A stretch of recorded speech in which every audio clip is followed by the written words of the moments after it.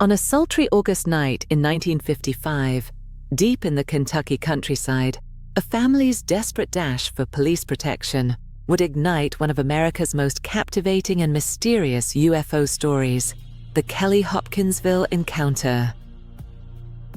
This legendary case, shrouded in fear and riddled with eyewitness claims of bizarre goblins, still grips both skeptics and believers, forever etching itself into the chronicles of UFO lore. More than just another fleeting light in the sky, this incident would become the gold standard for close encounters of the third kind, captivating both official investigators and intrepid civilian researchers for decades. What truly happened that night in rural Kentucky remains a tantalizing riddle, one that unites psychological intrigue, cultural folklore, and the persistent longing for answers beyond our world. The 1950s were an age of UFO fever, suspicion, and Cold War paranoia, with American imaginations primed for the unimaginable. Small, isolated communities like Kelly and Hopkinsville were especially susceptible to whispers of the extraordinary, with rural landscapes fostering both wonder and wariness. Within this climate, stories of mysterious aerial phenomena and beings from other worlds had already begun circulating, setting the stage for unusual occurrences to be interpreted as proof of alien visitation. Against this backdrop, the Sutton family's isolated farmhouse, with no radio, television, or telephone, would become ground zero for panic and speculation. As dusk descended on August 21st, Billy Ray Taylor spotted a bright light streaking across the sky, vanishing behind the trees, the catalyst for one of the most intense nights in UFO history.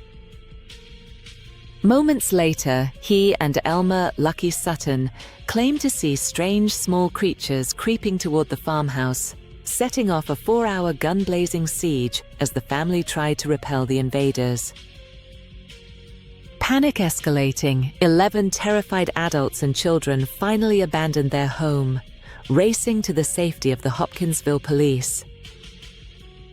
The authorities' arrival to find a family on the brink of hysteria, with physical evidence of gunfire dotting the house, lent the case an unrivaled sense of immediacy and authenticity. Even after the police departed, the family claimed the relentless visitors returned until sunrise, leaving a trail of both fear and intrigue. The Sutton family and their guests, 11 to 12 honest and hardworking rural residents, were swept into a story they never sought or embellished. Glennie Langford, the strict matriarch, maintained a sober, alcohol-free household, solidifying the case's credibility against skeptical claims of intoxication or fabrication.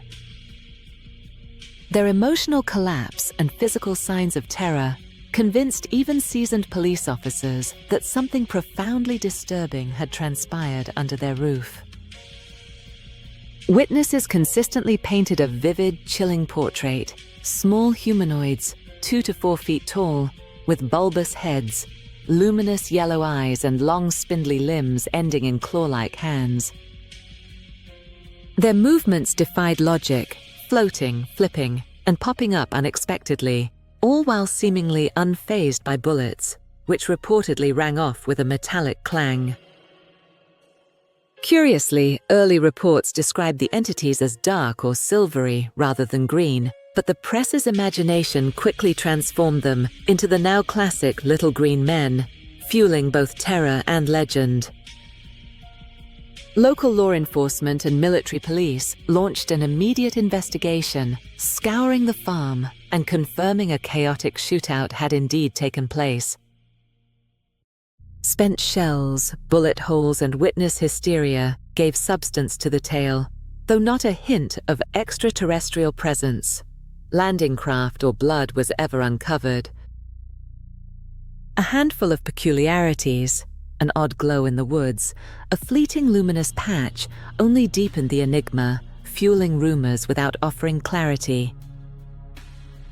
Despite this, Project Blue Book would briskly dismiss the case as a simple hoax or the result of overwrought imagination, prioritizing public calm over deeper inquiry.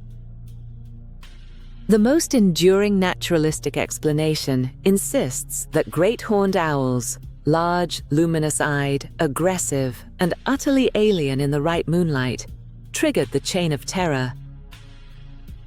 Their nocturnal activity, intimidating behavior, and uncanny resemblance to witness sketches align uncannily with the accounts, suggesting a collision of wildlife and human psychology.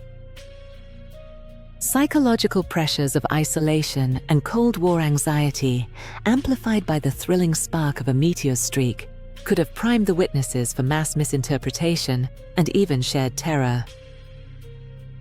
Yet, explanations involving alcohol or elaborate hoaxing swiftly crumble under scrutiny. The family's integrity and the absence of motive stand as stubborn bulwarks to debunkers. Enter Isabel Davis, whose meticulous investigation for the Center for UFO Studies remains a hallmark of rigorous grassroots sleuthing. Davis's interviews, maps, and unwavering study emphasize the consistency of witness stories, ultimately dismissing the notions of mass delusion or orchestrated hoax. Yet, the case continues to simmer at the crossroads of belief and skepticism, its unsettling details repeatedly dissected yet never fully dispersed by so-called rational explanations. The Kelly-Hopkinsville Encounter's fingerprints can be found all over popular culture, from the enduring term Little Green Men to films like Critters and E.T., and even annual festivals that celebrate the otherworldly strangeness. The episode's mix of terror, marvel, and communal storytelling transform traumatic memory into local myth and economic opportunity. It stands shoulder to shoulder with other iconic cases, reinforcing an archetype of alien encounter both the desperate and the curious can't seem to let go.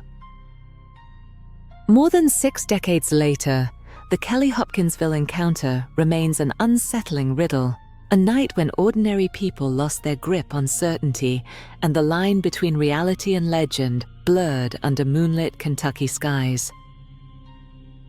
With gripping testimony, a lack of definitive proof, and just enough plausibility for both skeptics and believers, the case endures as a cautionary tale about fear, perception, and the stories we tell when the darkness presses close.